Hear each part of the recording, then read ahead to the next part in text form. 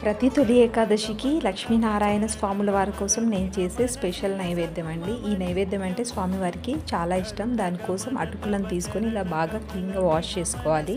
ఇలా వైట్గా అయ్యేంత వరకు అటుకుల్ని వాష్ చేయాలండి. దాని తర్వాత వేడి వేడి పాలను అటుకులు మునిగేంత వరకు వేసుకోవాలి. ఇప్పుడు మనం ఎన్నైతే అటుకులు తీసుకున్నామో ఆ క్వాంటిటీకి ఈక్వల్ క్వాంటిటీలో బెల్లం వేసుకోవాలి.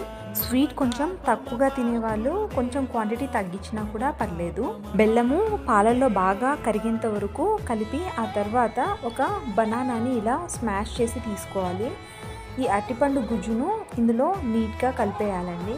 కలిపేసి ఒక అర్ధగంట సేపు మనం పక్కన పెట్టామంటే అటుకులు పాలని బాగా పీల్చుకొని ఇలా తయారవుతాయి.